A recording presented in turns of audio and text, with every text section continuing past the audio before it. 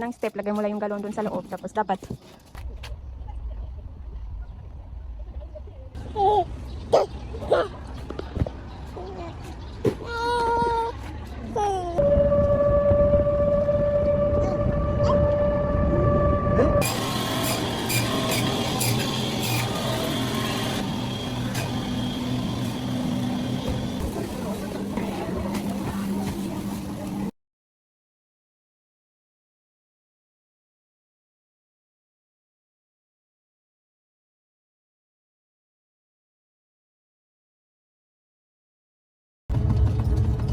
Hello everyone! Welcome back to my channel. So for today's video, i-share ko pala sa inyo yung day in my life ko here in China.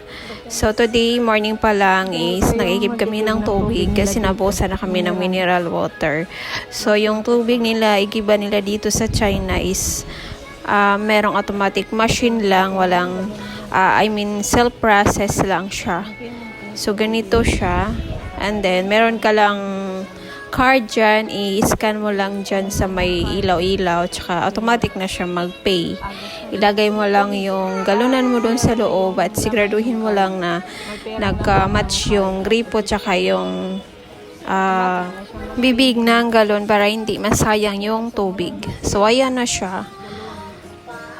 May pindutin ka lang dyan at para magtagas yung tubig.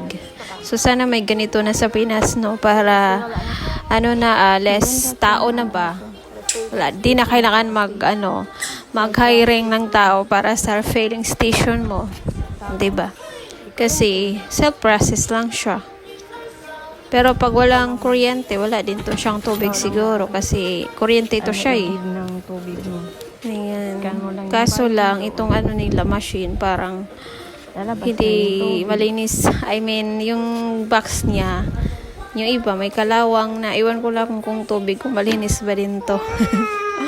Kasi walang linis ba yung sa loob ng igiba ng nasa sahig ng galon. Medyo madumi siya. So, wala tayong ma-chance. Hindi tayo pwede mag-inarte dito.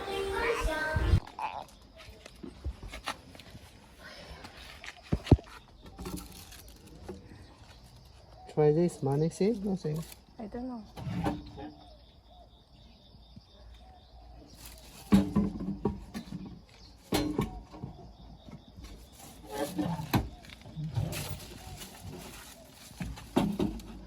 Unang step, lagay mo lang yung galon dun sa loob. Tapos dapat i-insakto mo sa yung hose. Tapos i-scan mo na yung payment.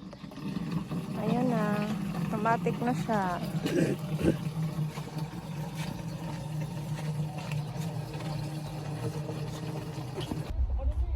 At naka-uwi na kami. Ito pala yung harap ng bahay namin dito. Mga maisan. Tapos yung maisan nila dito malapit na rin mag-anihan. Ayan na siya oh. Ang laki ng isang Tapos ayan na siya. Ayan na yung bahay namin. Harap lang siya ng mga mais. Pananim nila ngayon is mais. At pagkatapos doon ay umalis kami kasi magpapaayos kami ng sasakyan, e-bike kasi yung battery niya kasi parang lost na. So kailangan ng palitan kasi hindi kami makagala ng medyo malayo. So ayan, ganda ng mga flower. Super lagbong to siya. At saka andito na kami dito sa ayusan ng sasakyan. Bumili kami ng bagong battery kasi sobrang tagal na din daw tong e-bike na ito, almost 15 years, tapos hindi pa napalitan ng battery. So pinapalitan na ni Mr. Kasi yung mama lang naman niya ang laging gumagamit dito, siya lang naman yung gumagamit dito. Tsaka ayan na siya. Ang bilis lang. And then ito yung view dito. Itong lugar na ito is parang maliit lang na bayan to dito sa malapit sa bahay ng mister ko. Hindi talaga to yung pinaka main na city, bayan nila dito. At tumaan dito si mister sa mini grocery kasi bumili siya ng bigas. At dito na lang kami sa sasakyan nagantay kasi kakapagod, magkakarga ng bata, tapos bigas lang naman palitin. Ayun, so ito yung view ng labas ng parang maliit na mga groceryhan nila dito.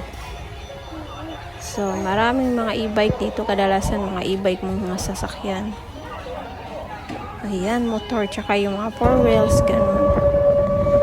And then, after that, mga afternoon, after lunch is napunta kami doon sa malaking bayan na siya kasi bumili kami ng mga budget namin 1 week gulay at saka prutas. Yan, same yung dati na binilhan namin. Pumunta kami dito kasi mas maraming gulay at saka mas medyo mura yung mga karne dito. So, last time nag-vlog ako yung sa kung magkano yung mga grocery nila. So, dito rin kami bibili ulit. So, papunta na kami niyan. Medyo layo din to. Nasa 30 minutes ata ang layo galing sa bahay namin tsaka papunta ng ito ng groceryhan. So, ito yung mga karne nila. Mamura lang ng mga karne nila tsaka marami kang kapagpilian. So, hindi ako makapag-film talaga ng maayos kasi nahihiya din ako dito mag-film baka sitahin ako or baka bawal. So, patago-tago lang yung pagpe-film ko nito. So, ito din yung bread nila. Ito yung kadalasan kinakain pag umaga. And then, ang mga gulay na dito, gulay section, tsaka prutas. Ayan. Ito yung nagustuhan ko dito sa China kasi sobrang mura ng mga gulay at tsaka prutas nila. Ito yung mga pang-almusal nila, mga tinapay.